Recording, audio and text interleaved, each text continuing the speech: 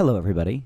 This is Ben. I am just checking in to let you know that we recorded this episode a few days ago, and there have been some updates on the first story about the Polari Prize since then. So take a listen to our conversation, and then I'm going to break in after that conversation to let you know what the updates are up until now. Enjoy the show. Thanks so much for subscribing. Hi, everybody, and welcome to Extra Bad Gays for August of 2025, our subscriber-only show about queer politics, queer culture, what's going on in the present day, and, of course, advice from your favorite Gaggany Gunkles. I'm Gaggany Gunkle Ben.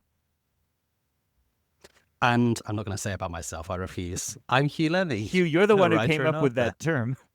So I will remind you that it was you who coined Gaggany Gunkle and have stuck us with it forever. So I'm going with Gaggany Gunkle Ben, and I can offer you some Grice, I suppose. Gunkle Ben's Grice? No. Gunkle Ben's Grice. Exactly, yeah. Anyway. In German, wheat germ that you boil is called Grieß. And so we could have Gunkle Ben's Grieß and have like a nice porridge, a nice stodgy German porridge. Your greasy grease. And actually the club where the gay parties in Berlin used to be was called Grießmühle, grist mill. So, you know, more grist for the mills of discourse. I was going to say, because it churns you up and spat you out. It is a miracle that no one died there. Well, that's not true, but it's a miracle that because more it was full of white didn't... powder. Hugh, I don't know what you're implying. All I'm saying is once you've seen a drag queen in an untamed state climbing an unsecured ladder over a concrete floor in high heels, until you've seen that, rather, you don't know what fear is. I'm like, baby, don't fall. You're too pretty to die. But she survived. I believe so, yes. So this week I wanted to talk about a sort of ongoing, rumbling issue happening in, of course, rainy Turf Island, the UK. Normal island alert. Which is the very normal island of the UK, which is the ongoing brouhaha around a supposed, what it calls itself, an LGBTQ plus book prize called the Polari Prize. Yeah. I think I've heard about this. I saw that authors are withdrawing from consideration, and people are not wanting to be considered, like long-listed authors don't want to be shortlisted, and I mean, it's been a bit of a topic. Right, this is exactly what's happened.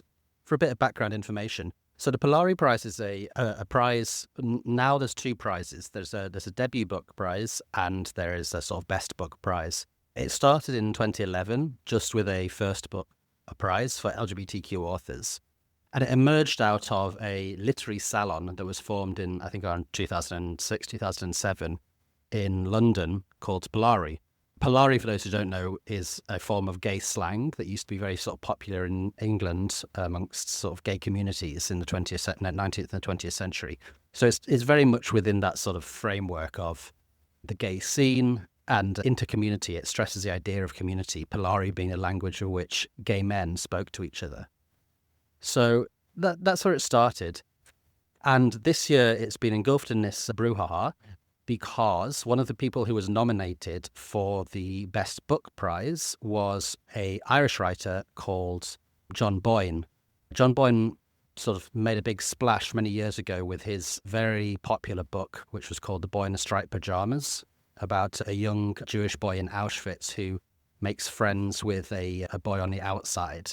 And this became like a huge, huge bestseller, an absolutely phenomenal literary sensation, although not without criticism. Yeah, I was going to say, this is a book about the Holocaust that right-wing state legislatures are trying to use as curriculum in the U.S. to great controversy. Was this the book about the Holocaust that, like, the Auschwitz Foundation denounced? Yeah, the Auschwitz-Birkenau State Museum actually said that the novel, quote, should be avoided by anyone who studies or teaches about the Holocaust, which is pretty... Well, I, for intense. one, think that it's extremely unfortunate that the Auschwitz-Birkenau State Museum has joined this censorious woke cancellation of people just because they understand what a woman is. Well, yes, let's get to that. And to give you some context, he did push back against the Auschwitz State Museum, saying that they had historical inaccuracies. That's a phrase you always want to hear. You always want to hear the author of the book about the Holocaust pushed back against the Auschwitz Museum.